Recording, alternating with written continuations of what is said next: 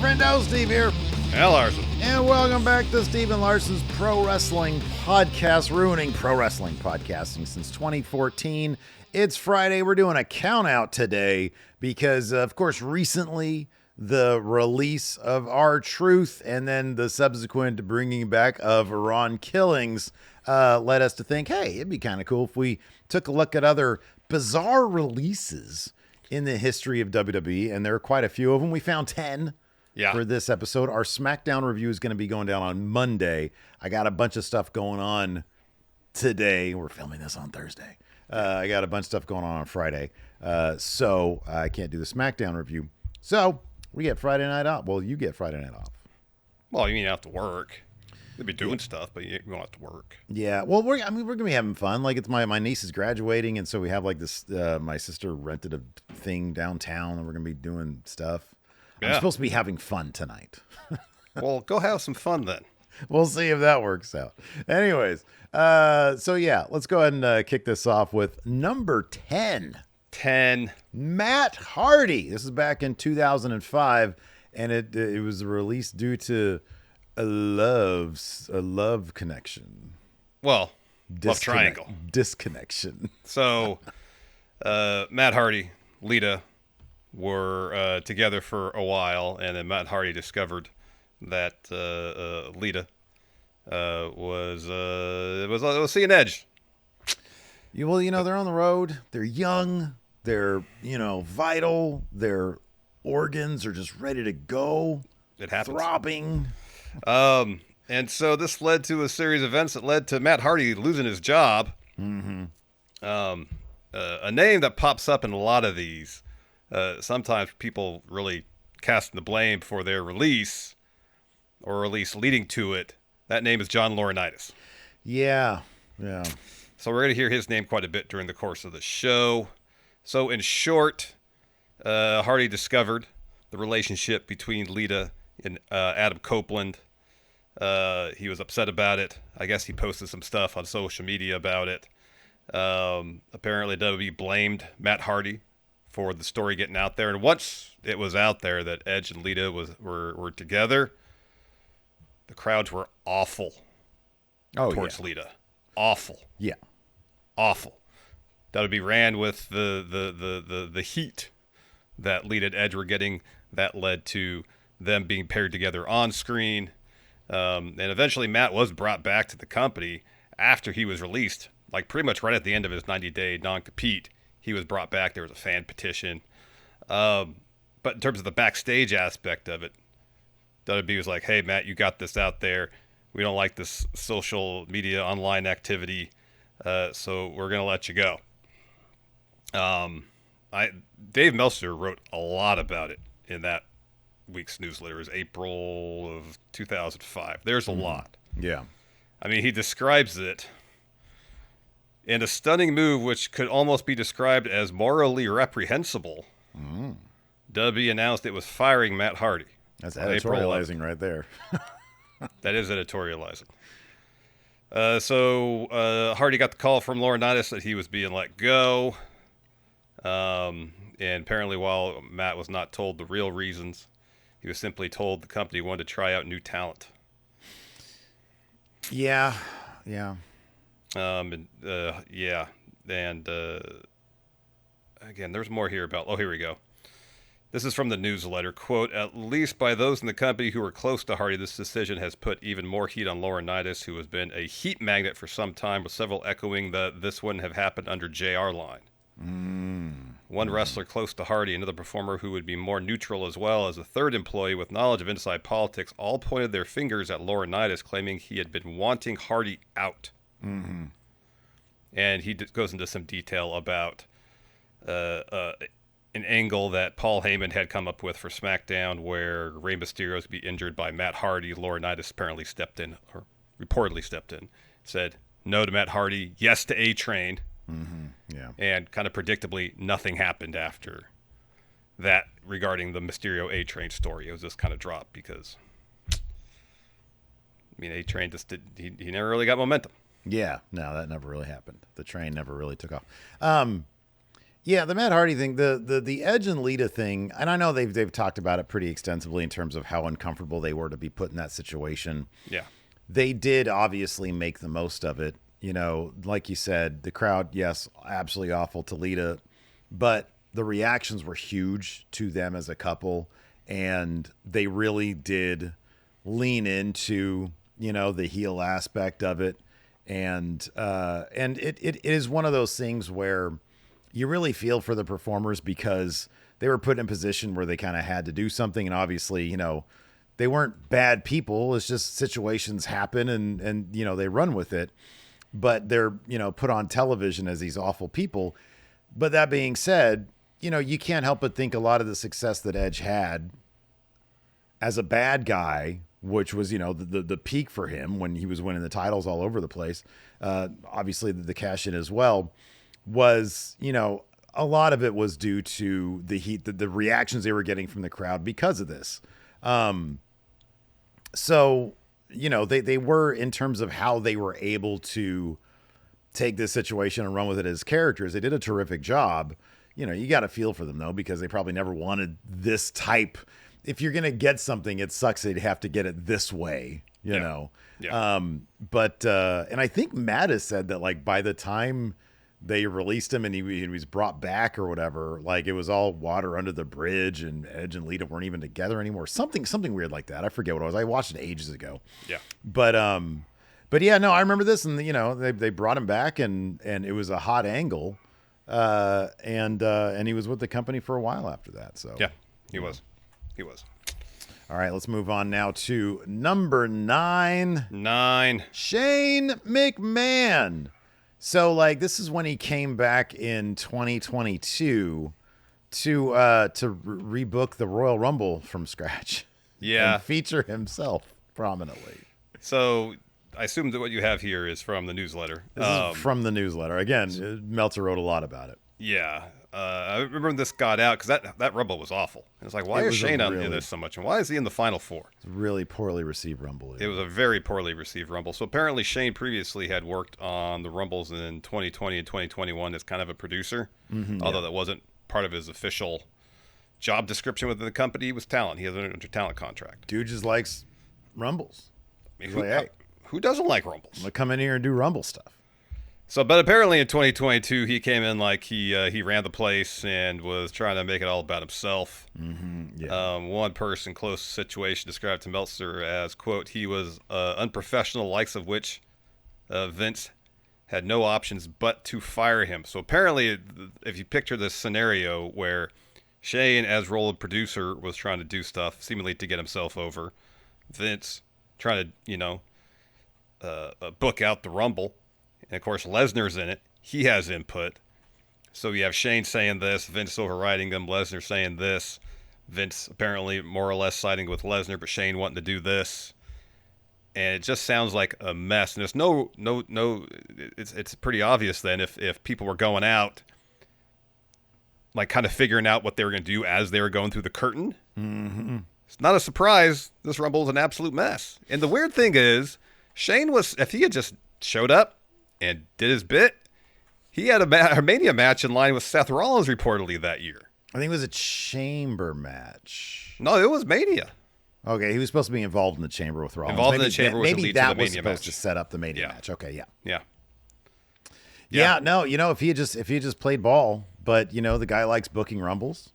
So, and apparently he had not been paying attention to any of the WWE programming leading up to this because they basically were building up a lot of stories for the Rumble, none of which played out.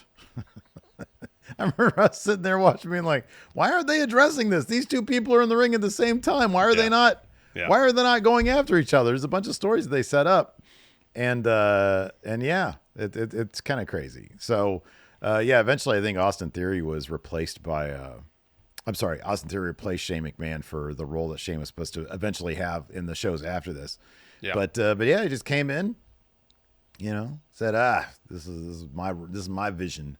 And then, like, apparently all throughout the day, it just, everything about the Men's Rumble just kept on changing because Vince had his ideas. Lesnar had his ideas. Sometimes Vince would agree with Lesnar's ideas.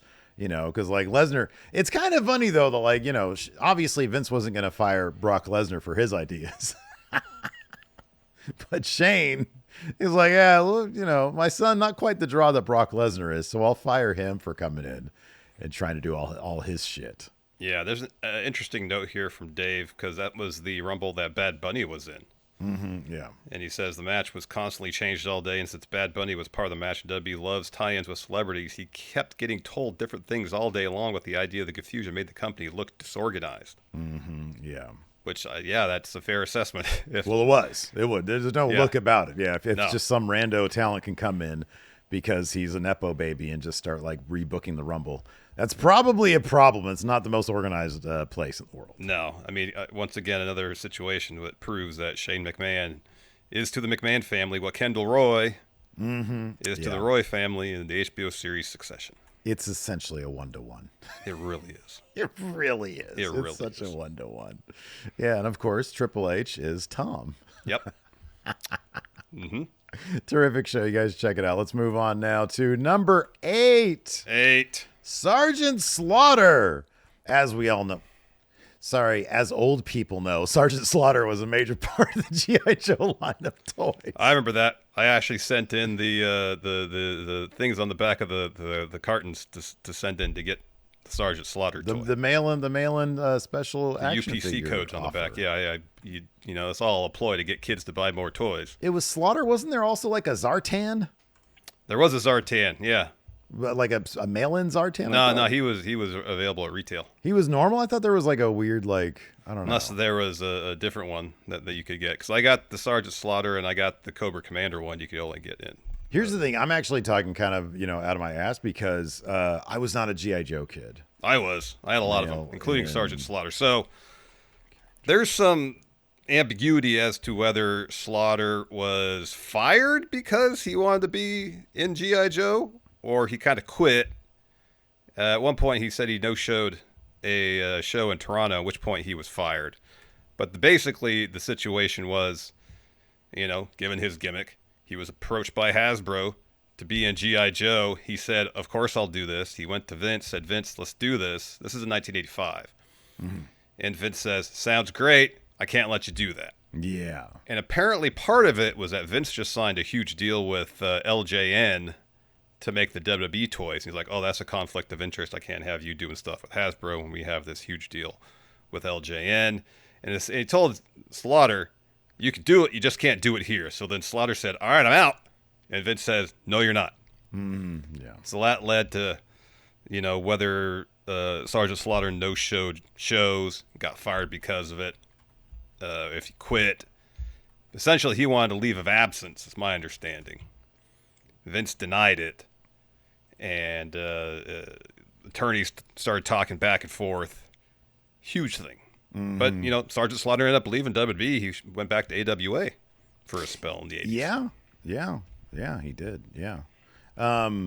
Did you ever find out whether the Zartan, there's a Zartan variant that was specific to mail-in? No, I didn't. I was trying to look it up. Mailers and multi-packs. I was trying to find that one, but I couldn't. Oh, goodness gracious! So I had the standard retail edition of Zartan. I remember he was. So I was like I wasn't into GI Joe, but I was like, this Zartan guy is pretty cool. GI Joe. What about Serpentor? Did you like Serpentor? I honestly don't remember who's this guy. He was the closest thing we'll see in pop culture to the Snake Man. Terrifying. Dreamscape. Absolutely terrifying. There was a Lifeline. That was in 1990, though. Oh, yeah, that's well past. That was later. Cobra Commander mail-in ad. I had that one. Here we go. Oh, so yeah, there's... Oh, you had the Cobra Commander one? I did. Yeah. Well, there you go. Those are the two that I found. Look at that. You were on top of that shit, man. I was a Transformers guy. I was a He-Man guy. So my brother was a Transformers guy. I didn't mind Transformers, but I was in the G.I. Joe and He-Man. Yeah. Let's see. Parachute pack? Did you get the parachute pack? I don't remember. I had the huge G.I. Joe base, though. Oh, yeah. Got that for Christmas one year. So, yeah, Hooded Cobra Commander was, according to this website, probably the best known and most popular G.I. Joe action figure mail-in offer. I can confirm. Starduster? I mean, like, whoop, whoop, Stardust. This, well, it might be like a copyright issue, but no, this is Starduster. I don't remember Starduster. All right. The Fridge? Yeah. Did you get him? I don't think I had the Fridge. Steel Brigade? Don't remember. Those are the ones that are listed here. With Those Joseph, are the mail-in options? Joseph Colton? Oh, this is a 94. You're too old by that time. No, I was in high school by then. Yeah. Did you have the Fridge or no Fridge? I don't think so. Fridge, thumbs down.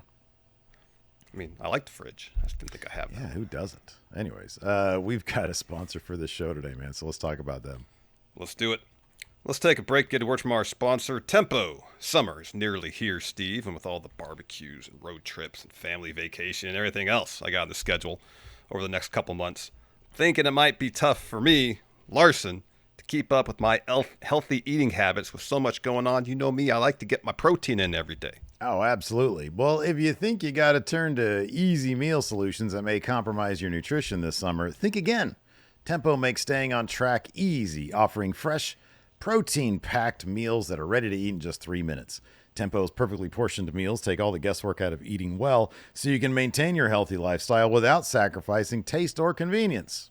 I see here that Tempo has new recipes each week, like barbecue pulled pork and sweet potato skillets, and sweet chili meatballs that are made with real, nutrient-rich ingredients. And they also offer meals like their protein-packed options that fit my dietary preferences. You know me, Steve. I like to get my protein in every day. Absolutely. And for a limited time, Tempo is offering our listeners 60% off your first box. Go to tempomeals.com/raw. That's tempomeals.com/raw for 60% off your first box. tempomeals.com/raw. Rules and restrictions may apply. All right, let's move on with the most bizarre WWE releases with number 7. 7. Gangrell. This sounds like a Kafka-esque nightmare for Gangrell. So obviously Gangrell had a good run as leader of the Brood back in. He'd actually had like a previous run in WWE, but most popularly in the late 90s, he came in as Gangrell, vampire, maybe party vampire. I think he's like legit vampire. Well, Steve, I don't think vampires actually exist. Agree to disagree. We have Edge and Christian also, as I feel like they're more like party fake vampires. They're more like party vampires, silly vampires. They're more like what we do in the Shadow Vampires. Yeah. Anyway, it's a bummer that they weren't named Jackie Daytona.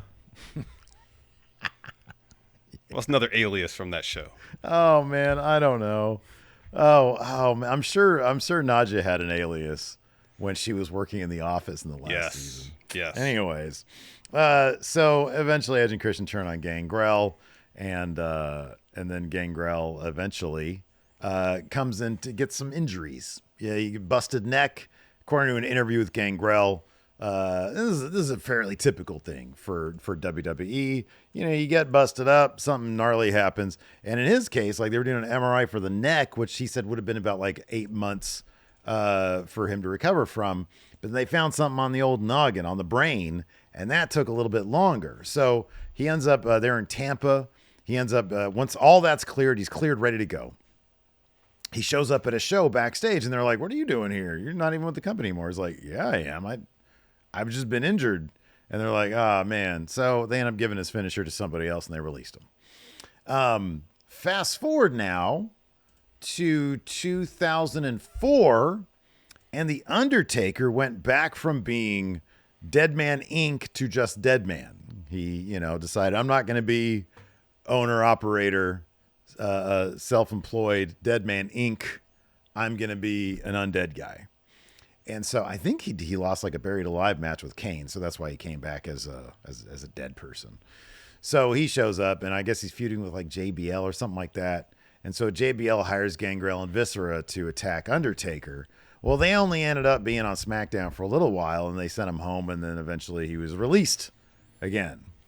Fast forward 2006, they're starting the ECW brand, and they got this Mordecai guy, Kevin Thorne, and they hire Gangrel again, and they're like, "Hey, you're going to be on ECW with this Mordecai guy, Kevin Thorne."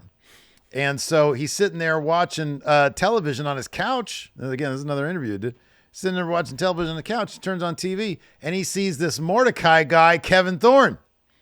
But no Gangrell. No, because Gangrel's sitting on his couch. He's on his couch. David's on his couch. And so he's like, what's going on here? And then eventually they call him, and they're like, hey, man, appreciate it. This is January 2007. It didn't work out. He's like, what didn't work out? I'm on my couch. I wasn't even brought in. You hired me. You're paying me to hang out on my couch and watch the television where this Mordecai guy, Kevin Thorne, is. It sounds like twice WWE almost forgot that they had Gangrel under contract. Yeah. Yeah. Isn't there like a movie or like a Costanza joke in Seinfeld about that?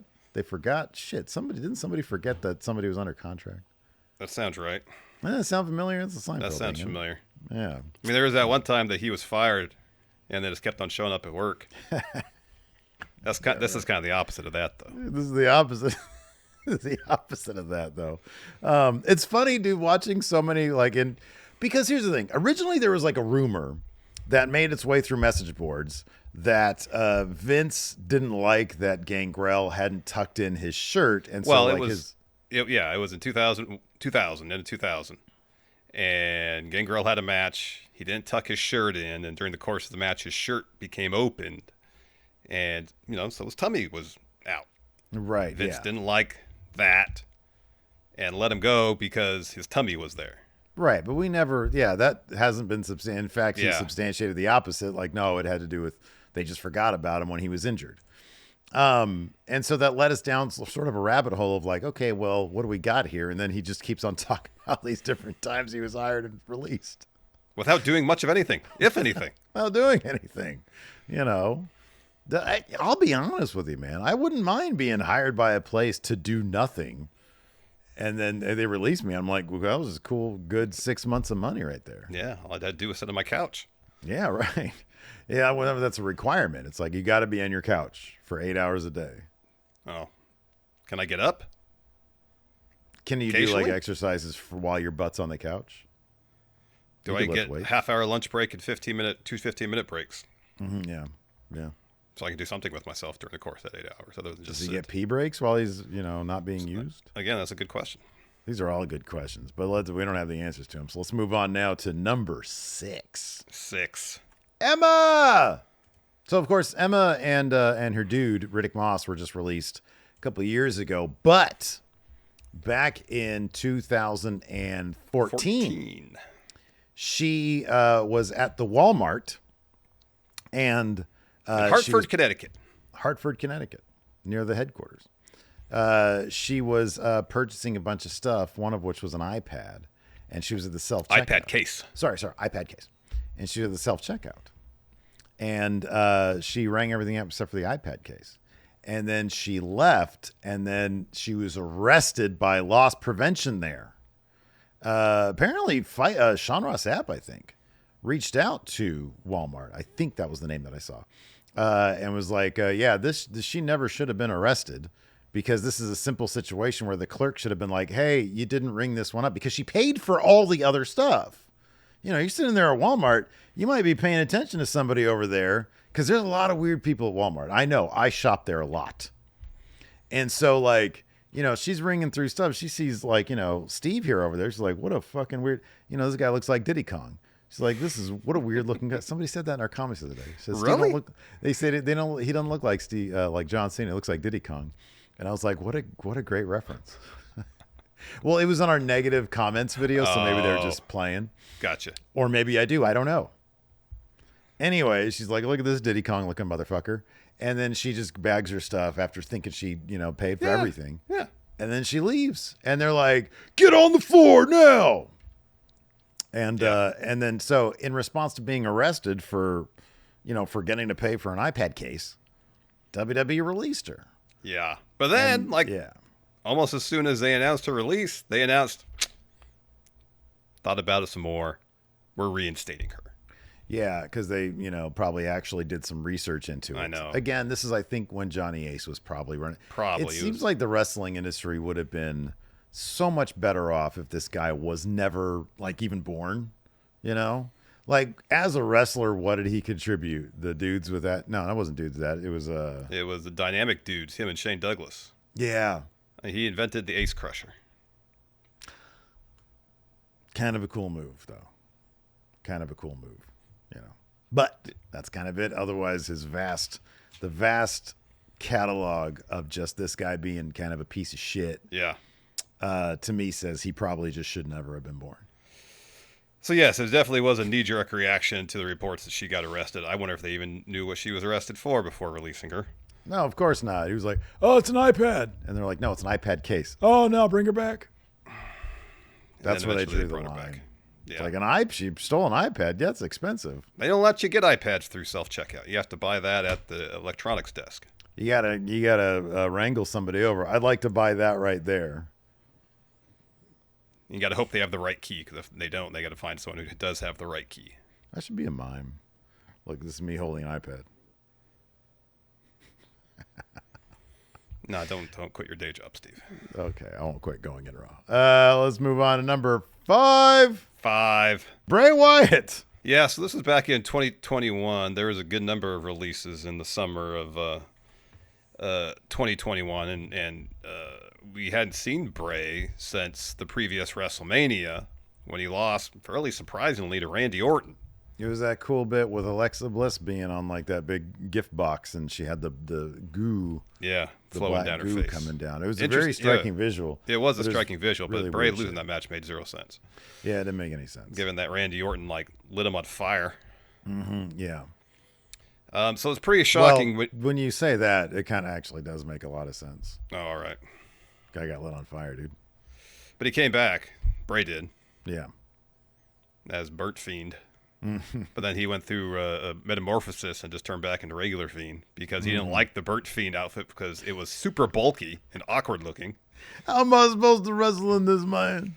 So is this pretty surprised to see a wrestler of Bray Wyatt's stature released? Because by all accounts, he sold a ton of merch. He was super popular. Yeah.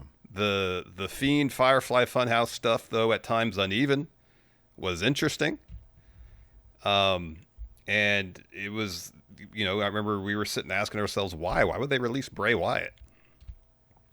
Dude's money, if they could figure out how to harness his creative energies in an effective way, which of course Vince is never going to be able to do. Mm-hmm. He can make a lot of money for the company. Wasn't he like Universal Champion just like a year earlier? Yeah. Yeah. Yeah. That was crazy. Yeah, no, it's as if Vince releases The Undertaker in like 1997. It was like, what the hell? That's crazy. It's like this guy can be slotted into your main event at any time. And then you find out later on that there were constant clashes backstage between Vince and Bray over the creative direction of the character and what to do with them. And Vince always like kind of half-assedly, I think Vince was like intrigued by what Bray brought to the table and would always go so far with them, but then like at the end of the day didn't really know how that translates. And I mean, that's something that Bray never really got down, is like, how does that really translate to wrestling, running ropes and wrestling? Yeah. But he's also seems like the kind of guy where it's like you want to keep that around and pay him a lot of money because he's always intriguing. Or he always has the promise of being intriguing. And, you keep him away for a little while, and then everybody wants to know what he's going to do next. Yeah. And I personally felt that what we got out of Bray was much more intriguing than we ever got out of like The Undertaker. And that's not really even shade of The Undertaker. Is like, I felt like Bray was trying to advance the supernatural character in wrestling. And maybe that's a tough gig, but I always loved the ambition. Oh yeah. And the potential and the promise. And that's why I think people didn't really get tired of like what he was going to do next. Whenever there was like a bit of a Bray rebrand, what was he going to do next? And so, yeah, it was really surprising that they let him go, especially it's like, man, you would think that the merch alone would pay for his salary. Paycheck. I know. And then, of course, there was a variety of reports as to why. There was the creative clashes with Vince.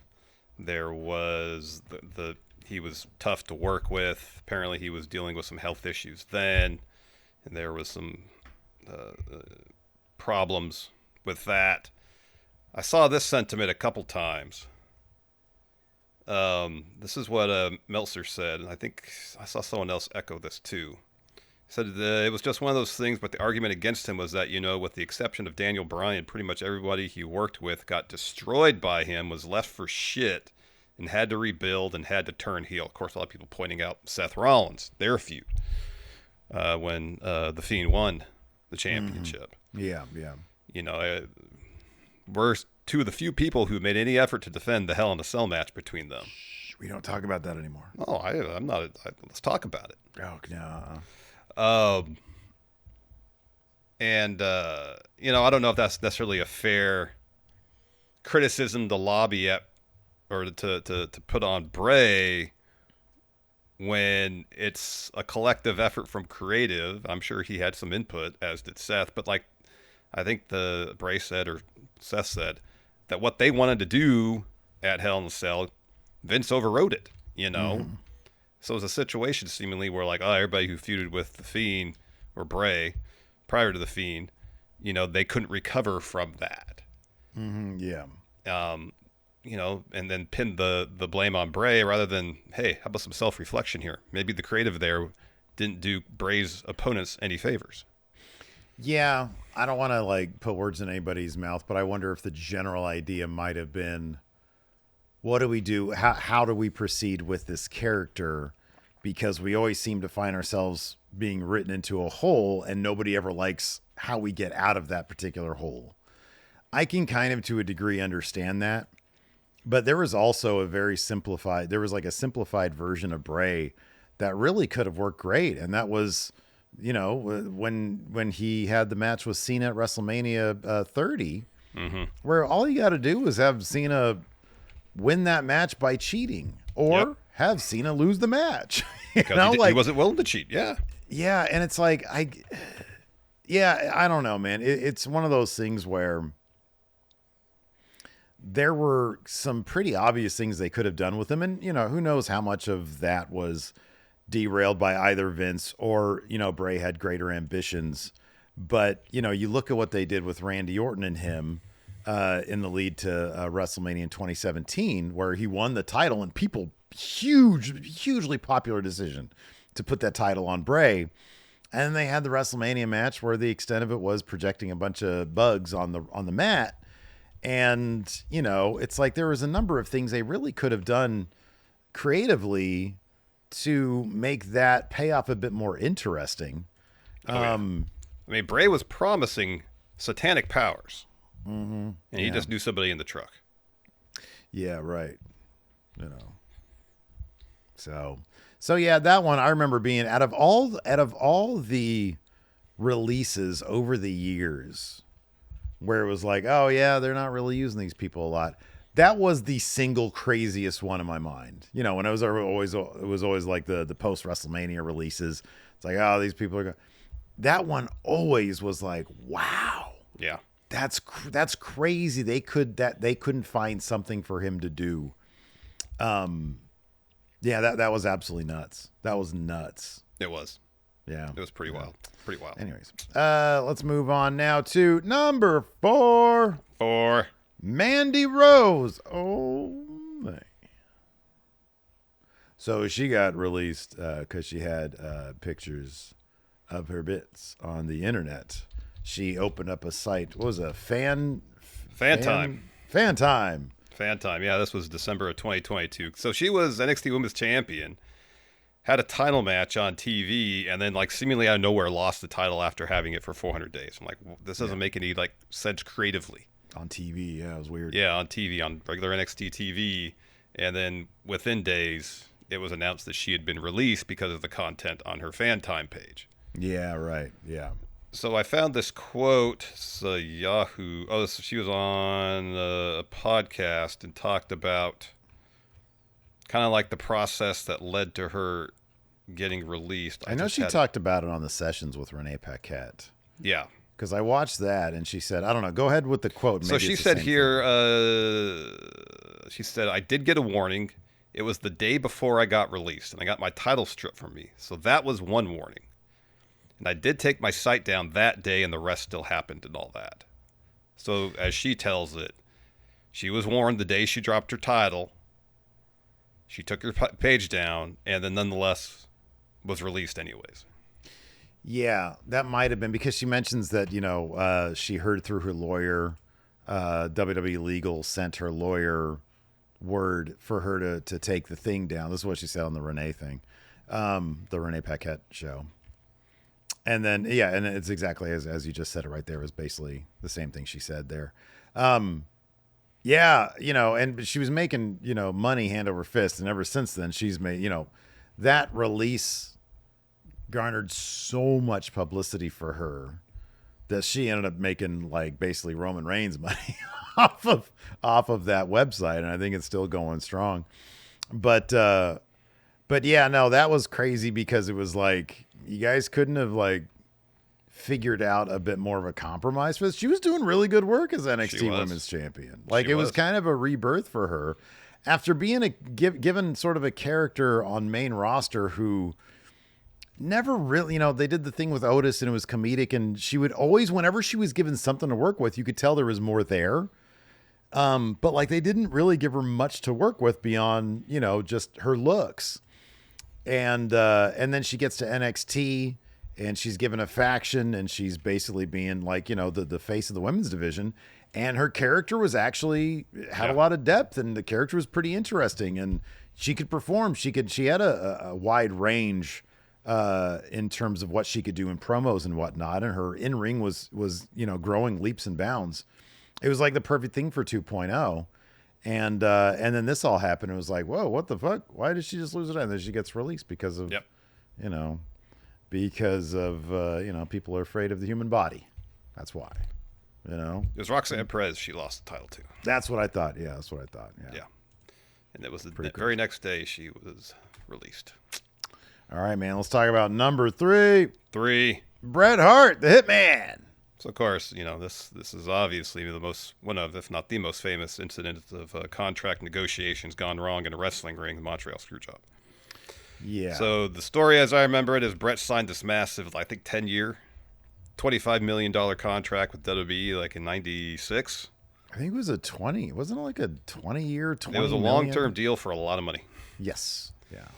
And I don't know, about a year later, Vince is like, I can't afford to pay you that money anymore. I'm going to let you out of your contract. I'm going to release you from your contract. Go make a lot of money at WCW. Go to WCW, make a lot of money. And Bret didn't really seem like he wanted to leave WWE, but it seemed like Vince was just going to let him go. Mm-hmm. So he really had no recourse.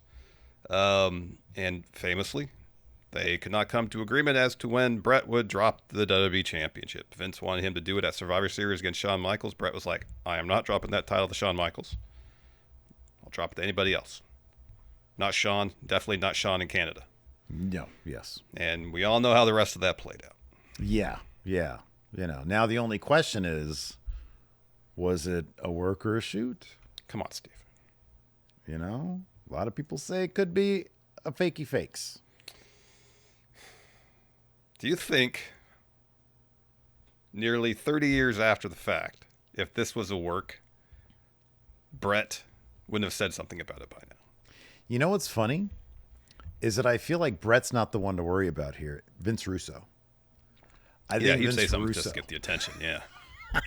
I think I'm surprised that he hasn't straight up said that at this point just to get some attention. Instead he's taking credit for it. Yeah. So I guess that's his efforts. I mean, it's crazy good television, It's crazy to watch that shit happen. Oh, it was nuts. It was that got me back into watching WWF, because when I got back into wrestling, I was watching WCW because of the NWO. Were you sitting there in front of your television saying, they're working the marks, bro? No, I didn't see it live. I heard about it after the fact. And you were like, they worked the marks, bro. No, I probably not. I didn't know who Vince Russo was at that point. I can remember you saying that, to be honest. Okay. Yeah, no, it was crazy. And then they had like a whole documentary crew there. They had watched the entire thing. That's how it was like, this is a real deal, is because they documented the entire thing. They wouldn't have documented the whole thing if it was a work. Yeah, I don't think Vince can act that good after he got knocked out. No. And you see him like, and I don't think that Bret Hart's wife at the time could act as well as she did. You know what you did, Hunter. Oh, Hunter, you know what you did. You're gonna get God's gonna strike you down. Really? Over like a wrestling contract gone wrong? That's what God's gonna strike him down for? That's crazy.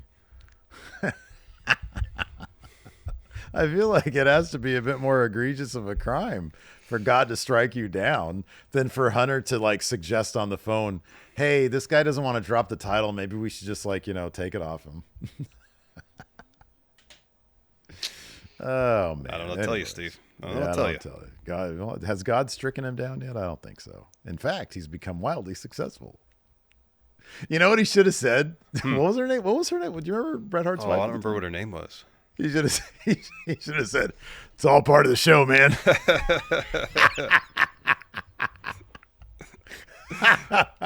Did you enjoy the show? It's all part of the show. Well, we know she didn't. It's all part of the show, man. Oh, God. Oh, man. Do the hate space to her. All right, let's move on. This next one's great. Let's move on to these next two are amazing. Number 2. Earl Hebner. So he was fired in 2005 for allegedly selling WWE merchandise, unauthorized selling WWE merchandise at a T-shirt store he was a partner in or something like that. Correct, yeah. And even he admits to that part. He had a partner who was opening up a merch store, and they were getting merch from the same people that WWF got their merch from. Yeah. Right. He claims in an interview that around that time they were making like they were sort of cleaning house when it comes to people who had, they're just sort of cleaning house. He was like, yeah, it was after the WCW acquisition. All this was a couple years later. I think it was 05 or so.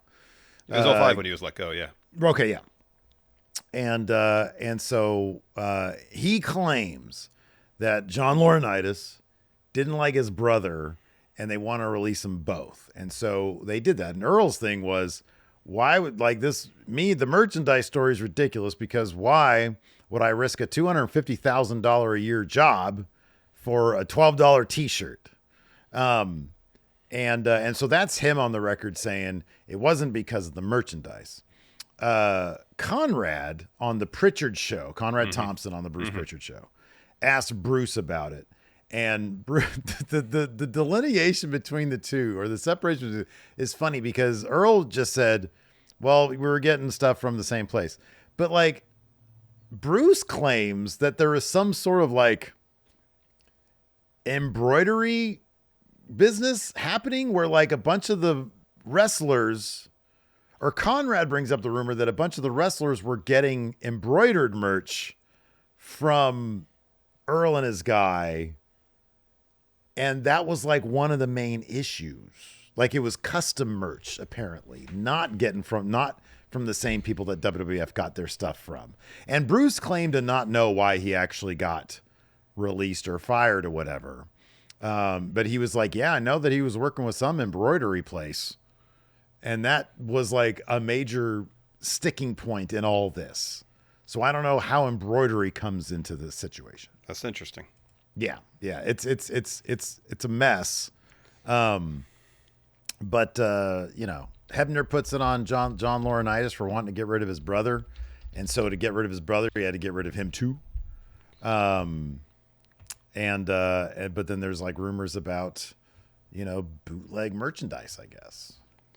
Yeah, I was trying to see if I could find. And Earl Hebner denies that part of it. So see if I can find. And of course, he ended up in TNA, and he's a TNA Hall of Famer. Yeah. All right, I have to watch the video because the video's there. I see it, but I can't watch the video right now, so that'll have to wait. Yeah, well, I mean, it's kind of useless information after we're done with his entry, so you can. Yeah, no, it's just to kind of get the details of. Yeah, it's weird. Because Conrad brings this up, and then Bruce is like, "Yeah, no, I know about he definitely was working with an embroidery guy," and I was like, "What?" But I don't know. He was making embroidered merch for talents? I really just want you to listen to the video. You know what? We can edit this. Just listen to the video. How long is it? 4 minutes? Listen to half of it. Listen to the first half because it's brought up immediately. All right, here. It's like the first thing Conrad says. All right, so what was your take on it? So Conrad said that Earl had a hookup to get embroidered stuff done for the crew. Oh, so maybe it was like embroidered WWE polos. Yeah. Okay. Or whatever, WWE crew or something like that. And jackets and stuff. Staff, yeah. Yeah. Like the stuff you'd probably get at like a company picnic, the polo with the embroidered logo and stuff. Or is it like company picnic? Or is it like, hey, staff, these are the new official shirts for staff. But he just didn't go through the proper channels. But like here's the thing. Usually when that happens, like, hey, company, here's staff. You don't have to pay for your staff shirts. Right. Yeah. You're just giving. So him and his business partners would be losing money if that were the case. Right. And then if people had to pay for their staff shirts, be like, why do I have to pay for this? It's confusing, isn't it? It is. It's really confusing. And Bruce offers nothing. Nothing. Yeah. So it's very confusing. I don't know. Yeah, it's incredibly confusing. So probably best we just move on. Let's move on. Number one. Robbie McAllister. I wasn't watching when the Highlanders were a thing. Nor was I. But this poor guy, and I watched an interview with him where, he really does take responsibility for it. I guess he wasn't terribly happy with WWE. Specifically, he was not terribly happy with, in WWE, especially under Vince, and I'm assuming this is probably the same with Triple H, it never hurts to be sort of ambitious with your own ideas and forthcoming with your own ideas and offering up that kind of stuff for yourself. Because if you just sort of hang out and be wrestler guy, you might get stuck with something you're not interested in. You might get left behind because other wrestlers are being more ambitious and networking more, et cetera, et cetera. And he apparently was not terribly happy at the time. And whether or not, he sort of kind of implies that that's why he was like, I'm going to go check out this TNA show. But I don't know if he would have realized necessarily that, like, they would put him on camera. Yeah, that's a different thing. So the story was WWE was in Orlando in 2008 for WrestleMania. And so Robbie McAllister decided, I'm going to go to Universal Studios. I guess he found out TNA was shooting there. I'm going to go see some friends. And they were like, hey, stick around, watch the show. So he's sitting in the crowd, and then he ends up on the show. He's like this. Yeah. And they have a shoot name up there. Yeah, right. So as he puts it, John Lauronitis gave him a call. He said it pretty much as soon as he walked out of the building. What are you doing at TNA? And he says to Robbie McAllister, what's one of my talents doing at TNA? And so apparently he went back to the hotel, got chewed out by everybody. He named Undertaker and Fit Finley as two guys that chew him out. And then eventually he got released in August. It wasn't right away. Okay. And as he puts it, it wasn't the reason that he got released in the first place. It was, as you said, he wasn't back there playing the political game, as he put it in this interview. Yeah, that probably, once you do something that could be perceived as, man, you just messed up.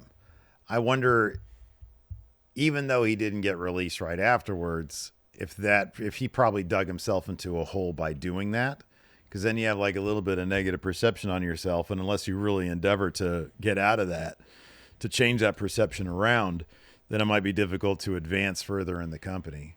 But yeah, no, if you, I don't, it was like, who the hell at TNA? Hey, let's show the this WWE tag team guy. Yeah. Like, why are you doing that? Just let the guy enjoy the show. Yeah. Not everything has to be a gotcha. You're not going to increase your ratings by exactly. doing that. I know. Just be cool. Just be cool. Apparently, Robbie McAllister was saying that he would get backstage to, visit friends and stuff like that. And then one time, Lauronitis had to tell him, "Don't come back. You're sneaking into the building. Don't come back." Oh, so he kept on showing up. Well, I think he was trying to get back in with the company. Oh, wow. Okay. Was the context, and so he would just show up. Damn, Johnny Ace, that's cold. I know. Man. Imagine if he was there when CM Punk showed up that one time. Wait, was he there? Or was he was probably still there. Oh, maybe. Or maybe not. Vince was at home doing the faxing thing, I think, when CM Punk showed up. Yeah, maybe. I think. Yeah, that sounds right. Yeah, maybe. Yeah, that sounds right. Because Triple H was running the show, and then word got back to Vince that Punk was there. Yeah. Yeah, that's right. Yeah. So he was told he had to leave. So yeah. Anyways, and it ended well for R-Truth. He's back because Ron Killings gets to have his final run. So that's cool. Yeah. All's well that ends well for R-Truth. Yep. Probably. Anyways. That's going to do it for this edition of the Stephen Larson Pro Wrestling Podcast Countout. Let us know what you guys think in the comments below. We'll see you guys around. Goodbye.